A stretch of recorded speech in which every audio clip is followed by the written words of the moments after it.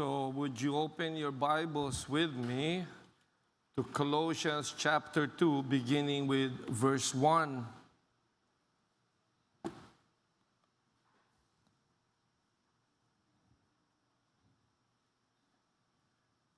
Okay, can I request everyone to please stand? Let's open with the word of prayer. Father God, we thank you that you brought us here, and we pray that you would speak to us. Lord, we want to hear directly from you. What is your message for us today? Thank you, Lord. And again, as always, we pray all these things in Jesus' name. If you agree, say amen. So what we have here is Colossians. We are now in chapter 2.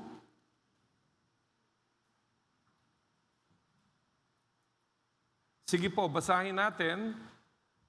Paul begins his letter in chapter 2. I want you to know how much I am struggling for you and for those at Laodicea and for all who have not met me personally. Now, what do we have here? Okay? Now, let's examine, let's review these verses. Sabi ni Pablo, kung tatagalugin mo, anya ni Pablo, nahihirapan ang kalooban ko for Colossae and Laodicea. Bakit sa tingin ninyo? Well, if we can find out what even just one of these two is experiencing, then we can determine what the other city is experiencing. Paul, talking to the church in Colossae, said, mabigat ang puso ko, struggling, I'm agonizing for you, sabi niya sa Colossae, and for Laodicea. So apparently, meron silang parehong nangyayari, at kung ano man yung parehong nilang na-experience, it's causing the heart of Paul to agonize. So if we can find out what one of these cities or these churches is experiencing, then we can tell, more or less, ano din yung gino-go through nung isa. And we praise the Lord because we know what's going through sa church in Laodicea. Because in Revelation chapter 3, okay, we saw, nakita natin ang problema at yung problema ng Laodicea, apparently, ganun din ang problema ng Colossae, umabot siya sa punto that Jesus Himself rebuked this church. So, hindi maliit na problema ang simbahan na ito. Jesus rebuked them for being lukewarm. Okay? Sabi ni Jesus sa kanila, hindi ka mainit, hindi ka malamig, at dahil ikaw ay maligamgam, isusuka kita sa bibig ko. So tayo, makikita natin, lukewarm, maliit lang naman na problema. Hindi siya maliit na problema. Umabot sa punto, sabi ng Panginoon, I will spit you out. And really, when you vomit something, it's because there is something in you that should not be there. Halimbawa, may nakain ka na hindi mo dapat kinain, ang reaksyon ng katawan mo, isusuka niya. O kung merong bumara sa lalamunan mo, o kung meron napunta sa loob mo, reaksyon kagad ng katawan mo, i-reject niyan, isusuka niyan. So, kung ang problema nila lukewarm, at sinabi ni Jesus, idlulura kita. Being lukewarm is not a small problem. You see. Okay? And verse 1 tells us it was causing Paul's heart to agonize. Friends, let me say that lukewarm, in layman's term, is simply komportable na tong Kristiyano na to sa kinalalagyan niya. Complacent na siya. Hindi na niya nakikita na meron mga bagay na dapat kong alisin sa buhay ko. Meron mga bagay na dapat idagdag ko sa buhay ko. Meron mga bagay spiritual na kailangan ko. Para sa kanya, okay na ako. Wala na akong kailangan. Good na ako. Ikaw, nag-aaral ka, merong mga bagay sa iyo na dapat alisin mo, merong mga bagay na dapat idagdag mo. Kapag hindi mo na-determine ang mga bagay na hindi ka mag-graduate. The only way, kung ikaw nag-aaral pa na mag-graduate, yung mga bagay na dapat alisin mo na, tulad ng pagiging late, tulad ng pagiging tamad mag-aral, tulad ng mga maraming mga bagay, Pag hindi mo inalis yan at hindi mo pinalitan ng tamang pag-uugali, hindi ka mag-graduate. At kung ikaw naman nagtatrabaho, hindi ka tatagal sa trabaho mo. Now, yung lukewarm na Kristiyano, hindi na mahalaga sa kanya yung mga bagay na yan. Kumbaga sa kanya, okay na ako, wala na ang problema, good na ako. Hindi na siya nagpe-press on. Kumbaga, nasa isa siyang karera, pero hindi na niya nakikita na dapat akong tumakbo ng mabilis. Sabi sa Biblia, marami sumasali sa isang kompetisyon, subalit isa lang ang nananalo ng gold, at sabi, ganun dapat ang iyong pamumuhay. Yung nanalo ng gold, ganun ka dapat magte-training. Ganun ka dapat nagsasanay. Gets niyo yun? Meron gold, may silver, may bronze, meron mga iba, hindi na kulelat na lang. Sabi ng Panginoon, sa isang paligsahan, sa isang palakasan, sa isang kompetisyon, marami sumasali, pero isa lang ang nananalo ng gold. At sabi ng Panginoon, ganun dapat ikaw sa iyong spiritual. Kung paano nanalo ng gold yan, yung pagsasanay niya, yung pagiging seryoso niya, ganun ka dapat. Now, ang lukewarm, hindi niya nakikita yon. At kung makita man niya, hindi na sa kanya mahalaga yon. Okay na ako. Basta ganito na lang. Sige, okay na lang. Alam mo, another word for lukewarm is religion. Pinalitan mo na yung iyong Kristyanismo ng pagiging religyoso. Yung mga Katoliko, nagsisimba yan, linggo-linggo, wala kang pagbabago. At saka para sa kanila, nagsisimba sila, nandun sila sa labas. Okay na, basta nag-attend ako. Punta ka sa mga simbahan ng mga Katoliko, yung mga iba nasa labas. Yung mga iba nagpupunta, nagkikwentuhan. Na para sa isang Kristiyano, pag ganun ka na, sabi ng Panginoon, ilulura kita. Isusuka kita. You understand? So, do we fit sa description na to? If we do, then whether you accept it or not, then you are lukewarm. Whether you accept it or not, you are lukewarm. Let's turn to Revelation chapter 3. Basahin nga natin ito. Ano ba to? Patungkol ba saan ito?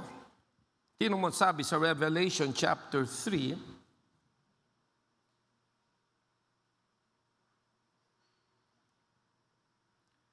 verse 16.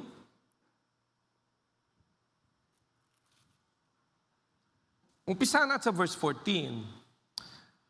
To the angel of the church in Laodicea, write, these are the words of the Amen, the faithful and true witness, the ruler of God's creation. And notice here, I know your deeds, that you are neither cold nor hot. Notice what Jesus said, I wish you were either one or the other.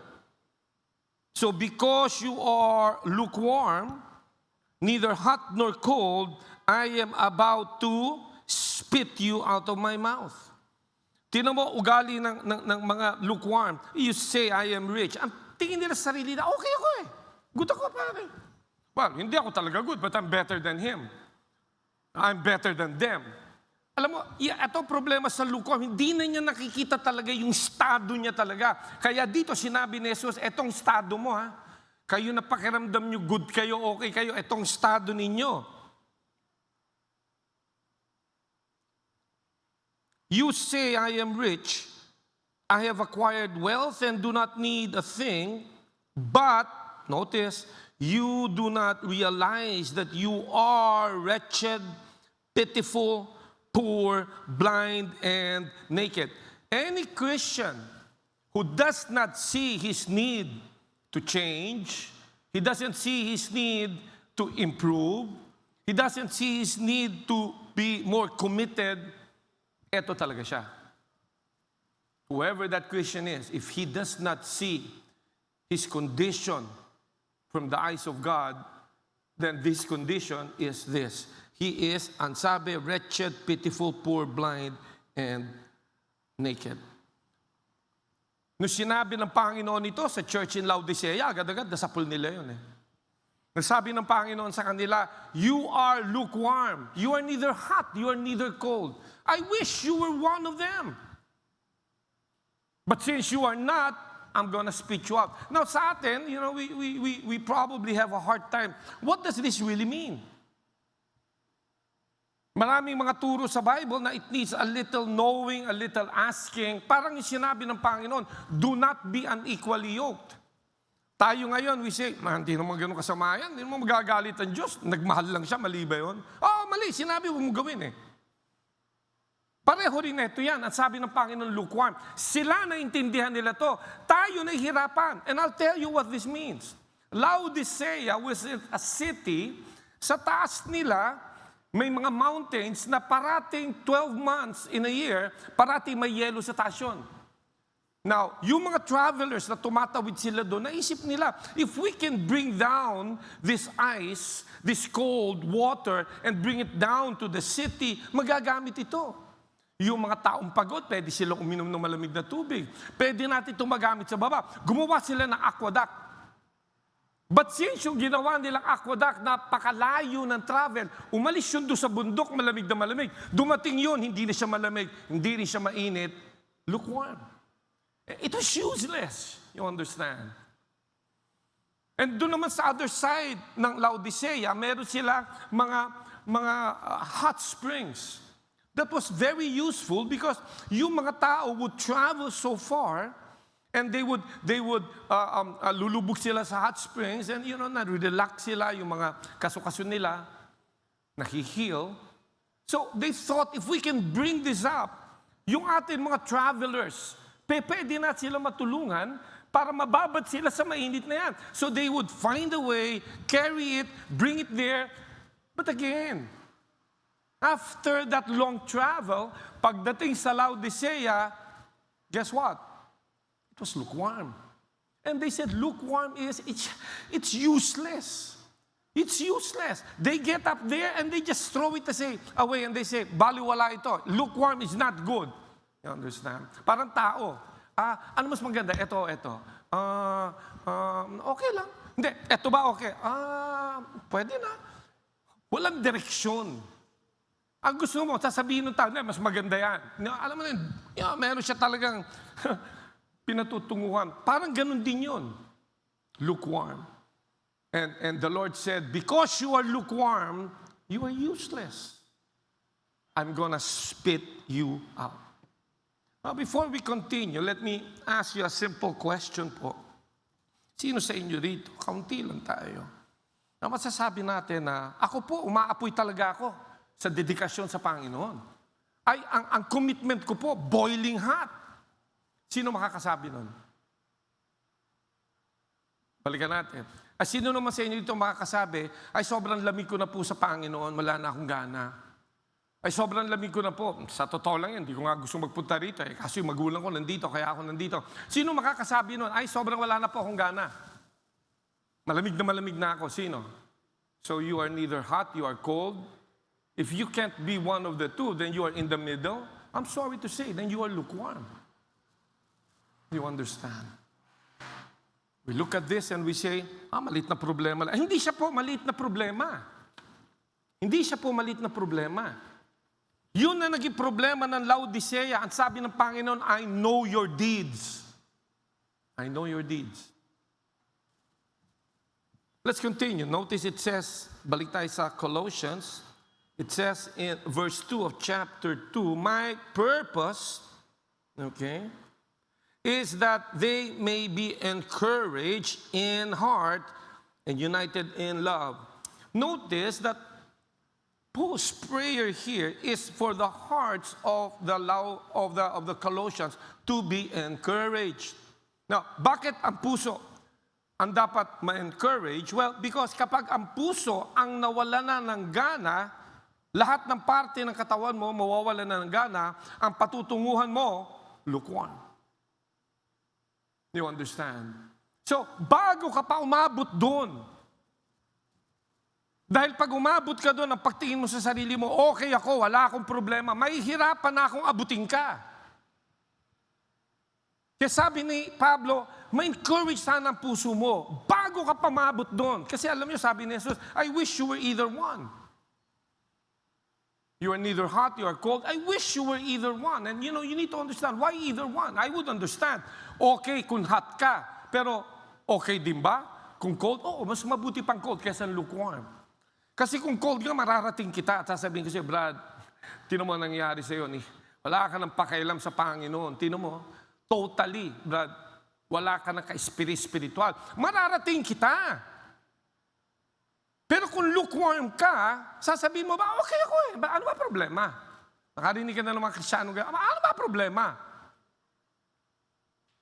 Kay Pablo, bago pa tayo umabot doon, sabi niya, panalangin ko ang puso mo ma-encourage. Why? Kasi pag ang puso nawala ng gana, game over na tayo. Tapos na tayo. Kapag yung puso niya, ayaw na niya maglingkod sa Diyos.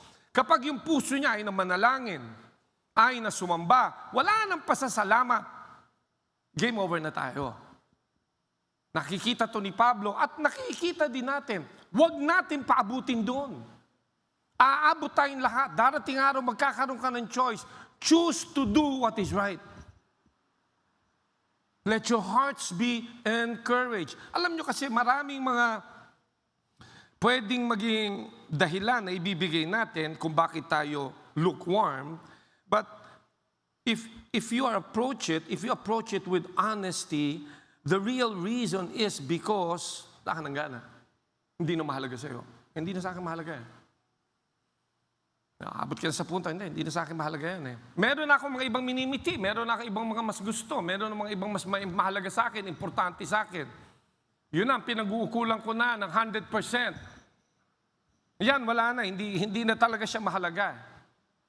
Alam mo, pag hindi na mahalaga sa iyo, mahirapan na tayo ipilit sa iyo yun. Ibigyan mo na napakaraming dahilan kung bakit hindi natin nagagawa. And yet, the real reason is, hindi na mahalaga sa iyo. Hindi siya mahalaga. Yung puso mo para sa kanya, hindi na mahalaga yan. Ako, binibigay ko laging example. May nakilala kang tao sa isang gathering or sa isang lugar, o may handaan, nakilala mo yung tao, pinakilala sa'yo, kinamayan mo siya, ako nga pala si ganito, ako nga pala si Junie. Pag bitaw ng kamay mo, yung pangalan niya, nalaglag na sa side. Di ko na siya kilala. Kalimutan ko na kaagad yung pangalan niya. Alam mo bakit? Kasi hindi mahalaga sa akin. Now, kung yung tao na pinakilala sa akin, yun yung magbibigay sa akin ng magandang trabaho. Pinakilala sa akin, ang pangalan niya ganito. Sa tingin mo, makakalimutan ko? Anong difference? Mahalaga sa akin itong tao na to. May purpose siya sa akin. Meron siyang purpose sa akin. Pag ang Diyos nawala na ng purpose sa buhay natin, mag-uumpisa na tayong manghina, mawala ng gana, at hindi na siya importante pa sa atin. Hindi na siya importante. So Paul's prayer is for that heart to once again be encouraged. You know, the word encourage, dun sa original text, I like it, animated. Animated. Yung taong animated siya eh. Kasi, ang opposite niya, yung tao wala nang gana. Nanood ka ng mga cartoons, animated sila eh. Animated sila. Kundi, ang bata, hindi yung manonood eh. Pag hindi sila animated. The word encourage, dun sa original text, animated. You know, and that would be what I would pray for all of us again. Let's be animated again. First time you met the Lord, you were animated. You were excited. You were active, and then unti-unti nawala. Bago ka pa umabot do sa punto na wala nang gana ang puso mo, get down on your knees and pray. Kasi ang hirap kunin yung tao nandoon na sa kumunoy. Ang hirap na siya kausap.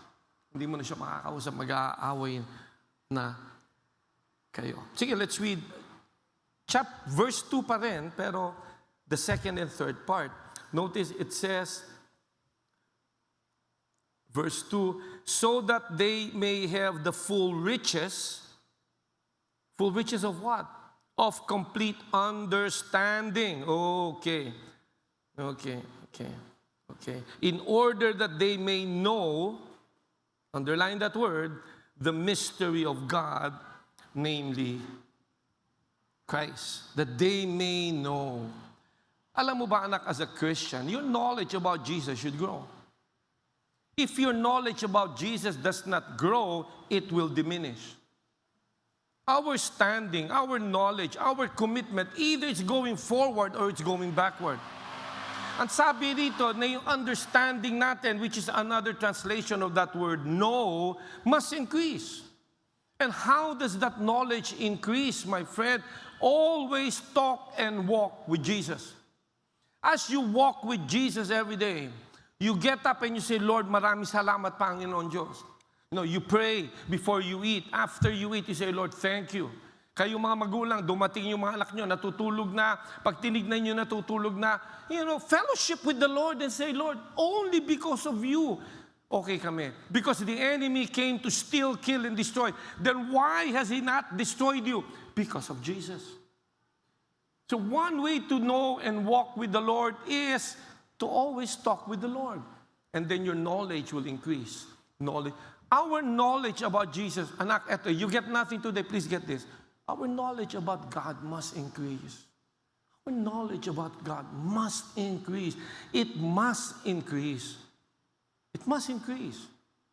Would you turn your Bibles with me to John chapter 4? Notice what happens when knowledge increases. Are you interested? John. The Gospels is Matthew, Mark, Luke, and John. It's the fourth Gospel. John chapter 4. Okay? Are we good?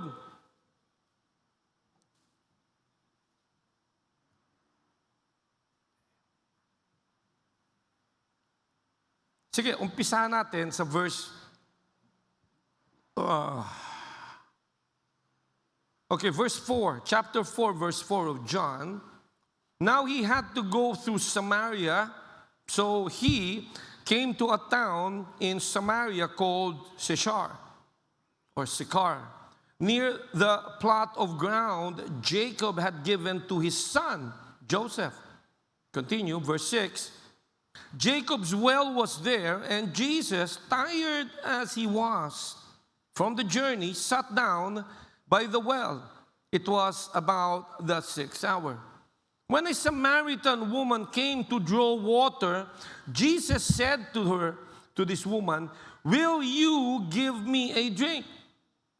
And then notice may commentary dito, close in parenthesis, his disciples had gone to town to buy food. So that's a commentary. And then verse 9, the Samaritan woman said to Jesus, "You are a Jew, I am a Samaritan woman. How can you ask me for a drink?" And then another commentary, it says, "For Jews do not associate with Samaritan." Notice yun, nilapitan ni Jesus at kumukuha siya ng tubig. Sabi ng Panginoon natin, bigyan mo akong tubig. Jesus was trying to introduce himself to this woman. At yung ginagawa ng babae, kumukuha ng tubig, is the best way to get the attention. So sabi ni Jesus, trying to introduce himself. Okay, and by the way, God always wants to introduce himself to us. It's just that we are too busy to listen to God and be interested. The Bible says, "Be still, know that I am God." Sometimes you just have to put away everything, and just be still. Can't you do that? Well, going back to this, ang sabi rito, sabi daw ni Jesus, "Will you give me a drink of water?" And notice how the woman addressed Jesus. "You are a Jew." This is, bastos ito, you. Can I call you? You. Laya rito, hoy, ikaw. No. Pambabastos yun. You are a Jew. I am a Samaritan woman. Why will you ask me for water? And the commentary says, for Jews and Samaritans don't associate. Okay? And Jesus answered her. Notice the Lord continues to arouse some interest in this woman, trying to introduce himself. Verse 10, Jesus answered her, "If you knew the gift of God and who it is that asks you for a drink, you would have asked him, and he would have given you living water." Notice verse 11, "Sir," kanina you Tumataas na ba respeto? Tumataas na, sir na ang tawag niya ngayon. The more you get to know the Lord, the more you listen, the more you walk, ang pagtingin mo sa Kanya umaangat na umaangat. And this is what's gonna happen. Every time ang pagtingin natin sa Diyos umaangat, ang pagtingin natin sa sarili natin bumababa. And we get that shrinking feeling. But it's a good shrinking feeling. But we will find out that the only way for us to reduce is when Jesus increased. He must increase and I must decrease. Who said this? John the Baptist said this. He must increase, pointing to Jesus, and I must decrease. You get to know the Lord, you get to know the Lord, He will continue increasing and increasing. Kanina sabi, you are a Jew. Now ang sabi, Sir. Basahin natin verse 11. Sir, the woman said, you have nothing to draw with, and the well is deep. Where can you get this living water? Jesus is trying to arouse interest. Na-arouse na niya yung interest. Okay? Jesus is trying to introduce Himself. Unti-unti, nai-introduce na. How beautiful is the Lord. Ang Panginoon ang umahanap sa iyo. Hindi ka umahanap kay Jesus. Notice what it says. You have nothing to draw with, and the well is deep. Where can you get this living water? Notice here, naglalaro na yung utak ng babae. Are you greater than our father Jacob? Okay, naisip niya, is it possible? Notice niya kanina, ano ka lang you ka lang ngayon, naglalaro na yung utak niya. That's what happens when you read your Bible. That's what happens when you walk with Jesus. Yung utak mo, naglalaro siya, nag-iisip siya, teka muna. Ito pala ang dapat kong gawin. Teka muna. Akala ko ang Diyos, ordinaryo, hindi pala siya ordinaryo. Teka muna, yung utak mo ngayon nagigising, nabubuksan. Eto na. Ang sabi niya, are you greater than our father Jacob, who gave us the well and drank from it himself, as did also his sons and his flocks and his herds? Notice Jesus says, everyone who drinks water from this water will be thirsty again. But whoever drinks the water I give him will never thirst again. Indeed, the water I give him will become in him a spring of water, welling up to eternal life. Notice here the gems that the Lord is giving this woman. How? Because the woman was willing to listen. If you are willing to listen, God will reveal Himself to you in ways you never thought. Whoa! Lord, grabe, Lord, thank you. Thank you, Lord. Thank you. But how many people are willing to know the Lord more? The woman, verse 15, said to him, Sir, interesado na siya ngayon. Give me this water so that I won't get thirsty and have to keep coming here to draw water. He told her, go. Notice here, ginising na naman ng Panginoon. Kasi alam mo, one of the reasons tayo hindi natin nakikita God for who He is, there's sin in our lives. And that sin has not been acknowledged. That sin has not been repented from. So eto na, the woman is already interested. Jesus now deals with her sin. Now, if Jesus told her, God loves you, would that be the right way? No, sabi ng Panginoon, tawagin mo yung asawa mo. Sabi niya, wala pa akong asawa. Totoo, wala ka talagang asawa. In fact, 5 na nakasama mo. Yung kasama mo nga ngayon, di mo nga asawa yun. Notice here. Now, what if the Lord just told her, you know, God loves you. Of course, God loves her. But that's not what she needs to hear now. Do you agree? Notice what Jesus tells her. Go, call your husband and come back. I have no husband, she replied. And Jesus said to her, you are right when you say you have no husband. The fact is, you have had 5 husbands. Okay? And the man you now have is not your husband. What you have just said is true. Sir, the woman said, I can see that you are a prophet. Notice, tumataas na ng tumataas. You know, Jesus gets her attention. Jesus uses what she's doing. And then eventually, Jesus deals with the sin. And now, because the sin was dealt with, inamin niya, oh Lord, totoo, wala akong asawa. And when the sin was dealt with, you know, tumas na ng tumas. And now she said, I can see that you're a prophet. Imagine that. Imagine, because she took time. What? A minute, 2 minutes? Tabi mo na muna lahat ng ginagawa mo naman, no? Kamote. O, pare, halika manalangin tayo. O, halika magbasa tayo ng Biblia. O, halika sumamba tayo. Tabi na muna natin lahat yan. Kaya tayo nagiging lukewarm eh. And spend time with the Lord. And I'm telling you, 5 minutes, 10 minutes, 20 minutes, 30 minutes. Para naman yung pagtingin mo sa Panginoon, magbago naman.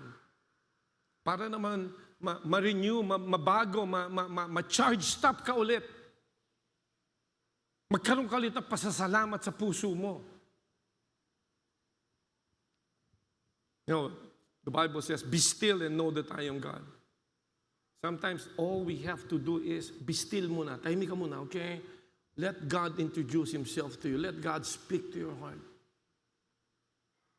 And then you will know He is God. Sir, I can see that you are a prophet. Our fathers worshipped on this mountain, but you Jews claim that the place where we must worship is Jerusalem. Jesus is trying to introduce Himself and she's trying to be religious. Sabi ni Jesus sa kanya, ito kasalanan mo eh. Lord, alam mo, yung aming mga kamag-anak, diyan sumasamba. Pero kayo, do you see she's trying to change the topic? Why? Because Jesus is just revealing to her, ikaw ay isang promiscuous na babae. Okay? Ikaw ay isang haliparot. And that's not nice. So, let's change the topic. Alam mo, Lord, alam mo, yung kami dito, yung kayo. And Jesus answered, believe me, woman, a time is coming when you will worship the Father, neither on this mountain nor in Jerusalem. You Samaritans, worship what you do not know. We worship what we do know, for salvation is from the Jews. A time is coming and has now come, talking about Himself, when the true worshipers will worship the Father in spirit and in truth, for they are the kind of worshipers the Father seeks. He said, God is spirit, worshipers must worship the Father in spirit and in truth. The woman said, I know that Messiah called Christ is coming. Hinahambing na niya ngayon, hindi ka lang prophet eh. Could you be the Messiah? Could He be the Messiah? Notice here, angat na ng angat. Ngayon, naglalaro pa siya eh. Alam ko, darating ang Messiah. Could this be the Messiah? I know that Messiah, called Christ, is coming. When He comes, He will explain everything to us. Okay? And Jesus replied, I who speak to you am He. I mean, you cannot get any clearer than that. I am He. You spend time with Jesus, He reveals Himself to you. He talks to you. He'll speak to you in ways that only He can speak. You remember Mary, Mary Magdalene. Sabi niya, Sir, where have you put, sabi ni Jesus, who are you looking for? I'm looking for my Lord. Di niya namukhaan si Jesus. So tell me where you have brought my Lord's body and I will bring it back. And then Jesus said, Mary, and immediately nakilala niya, and she said, Rabboni. Jesus spoke her name in a way that only God can speak. And she recognized it was the Lord.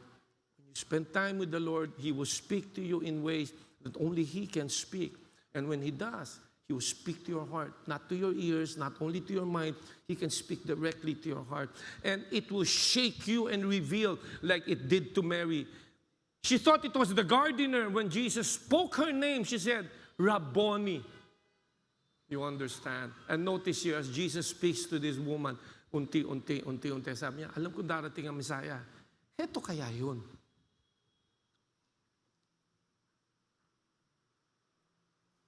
Okay. Tapos eto dumating yung mga pampagulo. Verse 27, just then the disciples returned and were surprised to find Him talking with a woman, but no one asked, what do you want, or why are you talking with a woman? Halagyan pa ng mali siya na itong mga kolokoy na ito. Halagyan pa. Kaya yung mga apostolic, huwag kang mabibilib doon, Brad. Ang mga apostol, Brad, kulang sa pag-iisip. Then, leaving her water jar, notice, wala na sa kanya mahalaga. Amen. Something happened to me. And the first thing she does is pinagsabi niya, something happened. How many minutes did it take for something to happen to her? I don't know. A minute, 2 minutes, 3 minutes? Undivided attention to God. You're going to do what she did. Then, talking about the woman, leaving her water jar. Yun ang mahalaga sa kanya kanina. Kaya nga siya nagpunta rin para kumuha ng tubig. Hindi na mahalaga ngayon. All of a sudden, what happens is yung physical mo, material, all of a sudden, hindi siya mahalaga. And he remembers the case. He said, Lord, here and now, I give half of my possessions to the poor. And if I have cheated anyone out of anything, that would cover it. Okay, if I've cheated anyone. So regardless na, pag yan dumating dito at sinabi niloko ko siya, I will believe. And I will pay him back 4 times. All of a sudden, the money that meant so much to him, he's giving it away. This is what happens to a person that meets Jesus. All of a sudden, yung priorities mo will change. Mag-iiba na. Mag-iiba na. All I just want to do is fellowship with God's people. All I want to do is worship and go to church. Yun na lang ang gusto kong gawin. All of a sudden, nag-iiba lahat eh. And notice itong babae, dumating siya doon para kumuha ng tubig. Ano ginawa niya? Nakilala si Jesus. Iniwan niya yung tubig. Yan naman sabi rito, leaving her water jar, the woman went back to the town and said to the people, come, see a man who told me everything I ever did. Well, Jesus just told you, pare ko, that you're promiscuous. But for her, that's everything I needed to know. I'm a sinner. I need to repent. That's all she needed to know. Talikuran mo yung kasalanan na yan. And for her, that's all. He told me everything I needed to know. Notice this. Come, see a man who told me everything I ever did. Could this be the Christ? And notice they came out to the town, made their way towards him. And meanwhile, yung disciples niya urged him, Rabbi, kumain ka. May milagro na nagaganap dito. Nandun pa na, iwan sila doon sa pagkain.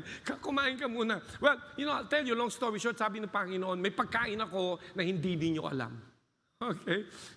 May pagkain ako. And notice what they did. Nagpunta sila doon and told Jesus, please stay. And Jesus stayed. So, going back to the point of this all is that when you spend time with the Lord and you get to know the Lord and your knowledge about Him increases, yung mga mali mawawala, unti-unti mawawala. Kung ang isa sa mga mali sa iyo ay hilaw ka, kung ang isa sa mali sa atin, lukewarm, maligamgam, mawawala yan. Mawawala yan. And again, let me tell you, isa yan sa pinakamahirap, yung maligamgam na tao. Tira ni Satanas yan eh. Kasi kapag yung tao na yun talaga is talagang, let's say, talagang ligaw na ligaw, mas madali siyang abutin. Puta ako, 2 taon ako nagturo sa bilangguan, madali silang abutin. Kasi pag sinabi mo nagkasala ka, ay hindi na mahirap alam sa kanila, nakahuli nga sila eh. Nakakulong na nga eh. Pero para sa isang Kristiyano na maligamgam, hindi niya tatanggapin yan. Kaya sabi ni Jesus, I wish you were either one. Okay. So, ang sabi rito ay, verse 2, balikan natin ang Colossians chapter 2. Tingnan mo ang sabi, my purpose is that they, yung mga lukewarm, may be encouraged in the heart and united in love, so that they may have the full riches of complete understanding, in order that they may know the mystery of God, namely Christ, in whom are hidden all the treasures of wisdom and knowledge. Wisdom is karunungan, knowledge is kaalaman. Okay. Yung kaalaman pwede mo matutunan, yung karunungan through experience yan. As you walk with Jesus, as you walk with the Lord, as you learn the Lord's ways. So, yung pwede mo matutunan, ipapalam niya sa iyo yun. Yung mga malalaman mo lang through experience, regardless, malalaman mo yon. Anong dapat? Alamin mo. Bigyan mo ng halaga. Bigyan mo ng panahon. Tingnan mo ang sabi rito. so that they may have the full riches of complete understanding, in order that they may know. Amen. Amen. The mystery of God. Mystery is something that was not revealed, is now being revealed. And who is that mystery? Namely Christ, in whom are hidden all the treasures of wisdom and knowledge. I tell you this so that no one may deceive you by the sounding argument. One way of not being deceived, pare, increase na tayo sa knowledge. Let's increase. Increase para hindi tayo nadadaya. Otherwise, mabilis ka madadaya. Kasi mangyayari lang niya, malalaman mo lang mali, kasi everybody says na mali. Hindi ba maganda ikaw yung unang nalaman mo? Hindi, mali yan. Iwasan natin yan. Kinakailangan ba lahat na ng tao muna nalaman, lason yan, bago mo nalaman na lason? So that no one may deceive you by fine-sounding arguments. For though I am absent from you in body, I am present with you in spirit, and delight to see how orderly you are and how firm your faith in Christ is. Sige, let's venture a few verses more. So then, just as you received Christ, or meaning just as you became a Christian, continue to live in Him. Sabi niya, so, okay, ito yan, naging Kristyano na kayo. Okay, sinabi ko na sa inyo, yung puso nyo, ingatan ninyo yan, ha? Huwag nyo papaabutin yan, ha? Maligamgam yan, ha? Kaya mahirapan tayong ibangon yan, ha? O, tapos pinaalam na niya, kinakailangan yung knowledge mo, madagdagan. Tapos anong sinabi niya rito? You need to continue in Him. Okay ka na, don't stop. You continue and continue and continue. Alam nyo kapatid, the real sign that you have been born again is there is continuance. Did you hear this? There is continuance. Alam mo, being healed from a disease, okay, getting rid of your vices, and those are not proofs of Christianity. Brad, ako ngayon, dati ako, ganito ako, dati ganito, hindi na ngayon. That's not proof of Christianity. Well, alam mo, may ganito ako, pinagaling. Even healing is not proof of Christianity. Anong proof of Christianity? Dito, continuance. Nagpapatuloy ka. Nagko-continue ka. Kaya nga tinatawag personal relationship. Nagko-continue ka. Hindi dahil nagpunta sila sa church, kahit hindi sila magpunta ako, pupunta ako. You know, there's a purpose in your heart. You understand? Continuance is very important, kapatid. Okay? Commitment will make you start. Consistency will make you finish. You need to be consistent. Tuloy lang.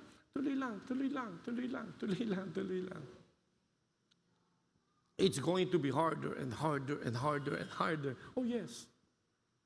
Okay. Pero ikaw, dahil hindi ka naman na nag-iisip, pupunta ba ako? Hindi. Set apart na sa iyo yun. Hindi na pinag-iisipan niya, settled na yan.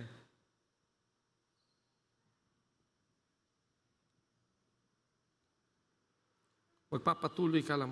Alam mo kasi, pag ikaw hindi nagpatuloy, ito lang, knowing Christ, fellowshipping with Him, feeding His Word, ang tao na nawalan na ng ganang kumain at uminom, may sakit yan. Ang unang nawawala sa iyo is yung gana mo kumain. Kaya nga yung mga may sakit, sineswero na kasi ayaw niya kumain Pag ikaw nawalan ka ng gana, Brad, seryosohin mo yan, may sakit ka, may problema ka. Understand? Deal with it. But regardless, you continue. May continuance lagi. Always, ha? May continuance lagi. Ang sabi dito sa verse 3, tinan mo ang sabi, few minutes, in whom are hidden all the treasures of wisdom and knowledge. Amen. Kay Kristo nakatago. Nasa Kanya lahat ng kakailanganin mo, kapatid. Lahat ng kakailanganin mo sa buhay mo, na kay Kristo. Okay? Hindi mo siya mahahanap, Brad, sa saan, na kay Kristo. Marami pa nga siyang ibibigay sa iyo until ibinigay, hindi mo nalaman. Lord, itong kailangan ko Alam mo, maraming mga ibinigay sa akin ng Panginoon na until natanggap ko, doon ko lang nasa Paul. Panginoon, kailangan ko yun.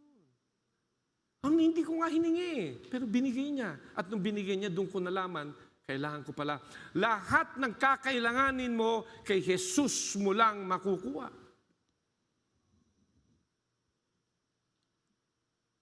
Sino sa inyo nakakaalala doon sa mga parating sinasabi? And we will end here. Okay? Now, let me close it. Okay? Yung madalas natin naririnig, alam mo, Brad, if you don't have Christ, you have nothing. If you don't have Jesus, you have nothing. Di ba? We always hear that. But if you have Jesus, you have everything. Di ba? But it has reached the point where it has become a cliche. Without Jesus, you have nothing. With the Lord, you have everything. And that is so true, 100% true, pero many times it has become a cliche. But let us examine that.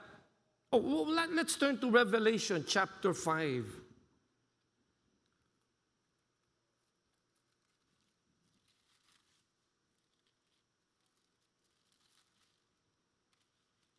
Teka lang at piktas-piktas na to eh. Tingnan mo sabi sa Revelation chapter 5. I hope it's chapter 5. Okay. So you can just listen to me or you can read with me either way. Dahan-dahanin natin. Let's try to understand. Ang premise natin ay, without Jesus, naloko ka na, pare. Okay? Hindi natin binibigyan ng halaga yon. But try to understand. What if wala ka talaga si Jesus today? What if? What if wala talaga? I mean, He never came. The Father never sent Him. Ano kaya magiging buhay natin ngayon? Kasi tayo, we take it very lightly that Jesus came, died, for God so loved the world. We take that lightly. Pero let's look at the other side. What if it never happened? Paano tayo ngayon? Notice here, chapter 5 of Revelation. Then I saw in the right hand of Him who sat on the throne a scroll with writing on both sides and sealed, hindi pa nakabukas, sealed with 7 seals.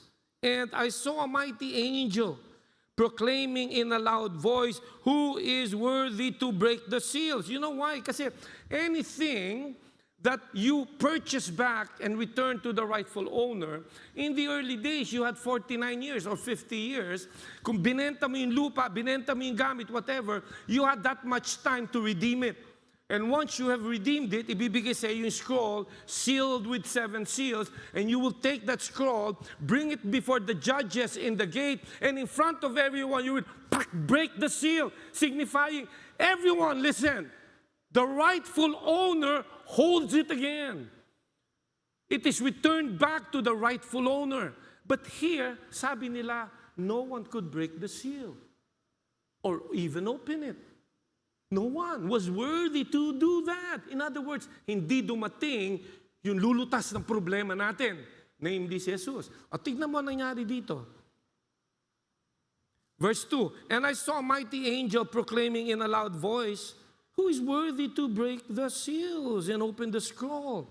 But no one in heaven or on earth or under the earth could open the scroll or even look inside it. Notice the reaction of John. I wept and I wept because no one was found worthy to open the scroll or look inside. Why did he weep? Because that means if Jesus never came, this world will belong to Satan forever. And it caused John to weep. Sabi niya, patay tayo. Now, stop there for a while. What if Jesus never came? Have you ever thought of that? Well, one thing is for sure, my friend, wala tayong hope. Okay, wala tayong hope. So anong hope? Wala tayong conscience. What for is the conscience if we will never even, repent? Jesus did not come. There's no repentance. Heaven is still closed. Nobody can enter. So what for is conscience? So nobody has conscience. Now, the Bible says, Jesus speaking, if I go, I will send the Holy Spirit and He will convict the world of sin. And since Jesus never came, the Holy Spirit would never come. So nobody will ever be convicted of his sin. Can you imagine this? Brad, kanya-kanya tayo rito, patayan blues. You understand? Nobody will pray. Who are you going to pray? Jesus never came. And if you pray to God through Jesus. He is the reason God hears you. But since He never came, how can God hear you? Nobody's going to pray. Nobody would care to do right. Why care to do right? If I die now, there's no heaven. I'm going straight to hell. Halika na pare, magpatayan na tayo. Wala naman na tayo pupuntahan after this. No, eto na, halika na. Ano na tayo? Mad Max na tayo. Sino yung nakapanood ng Mad Max? Mad Max na tayo, Brad. Magpatayan na tayo. Wala rin Bible study, walang fellowship, walang emotion. There's no love. What is love? Okay, what is love? There's no forgiveness. Why should I forgive you? What good? Everything we do good, everything right we do it because of God, because of Jesus, because I have tomorrow to look forward to. But since I have nothing to look forward to, what for? Can you imagine? Anong klaseng buhay yon? O kanya-kanya tayo. Ay, mamamayagpag neto si Satanas. Walang konsensya, walang lahat. Mapupuno tayo ng mga adik, patayan dito, patayan doon.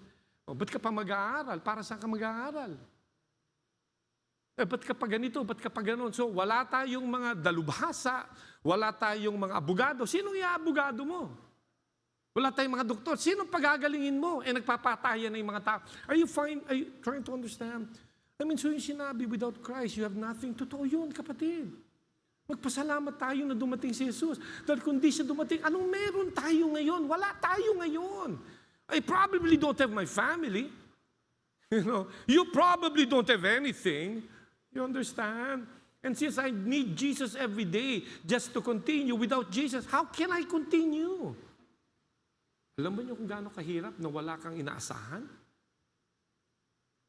Alam mo bang kahirap kung wala ka ng hope? Wala ka na nilulook forward to? Wala na. Today is just today. So let's thank God, my friend, that God gave Jesus and Jesus revealed Himself to us and He's saying, get to know me. Allow me to introduce myself to you. Spend time with me every day. Don't wait until you are lukewarm. God bless you all, mga mahal kong kapatid. Let's close with a word of prayer. Father, we thank you today. We thank you forever, Lord, because you are good to us. You have given us reason to live. You have given us hope for tomorrow. We know, Lord, that one day you will rapture us, and if we die before that, we go to heaven, Lord. Either way, because of you, Lord, we are good. Either way, Lord, good kami. Our future is secured in your hands, Lord. All because Jesus came. Thank you, Lord. And again, as always, we pray all these things in Jesus' name. All God's people say, Amen. Gandang umaga po.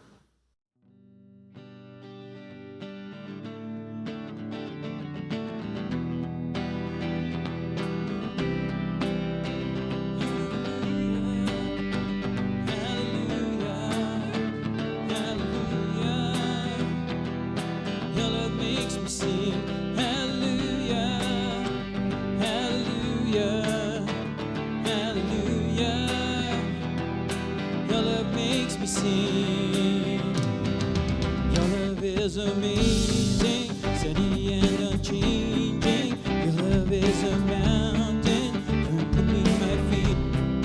Your love is a mystery. How you gently lift me when I am surrounded. Your love carries me. Hallelujah, hallelujah, hallelujah. Your love makes me sing.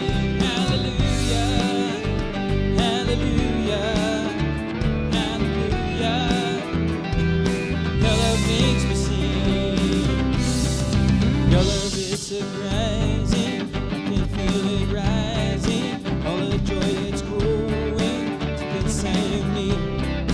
Every time I see you, all your goodness shines through. I can feel this God song rising up in me. Hallelujah, hallelujah, hallelujah, hallelujah.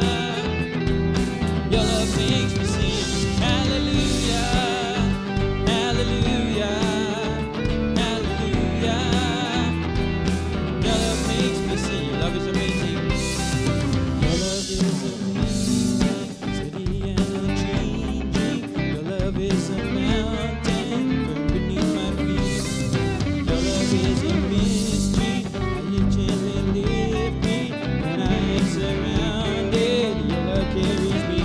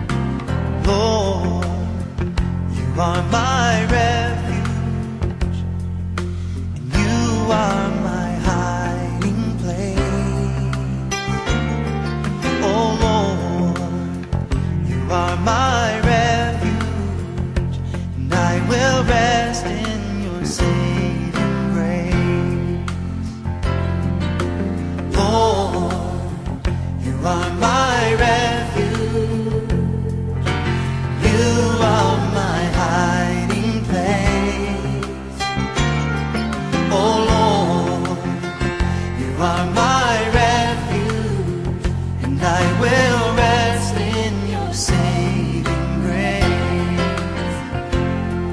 You're the rock of my salvation. You're the one who calms the storm. Lord, you set my feet on higher ground. I will worship and adore you. I will lift my voice on high, for only in your presence will I find. And Lord, you are my refuge, and I will rest in your saving grace.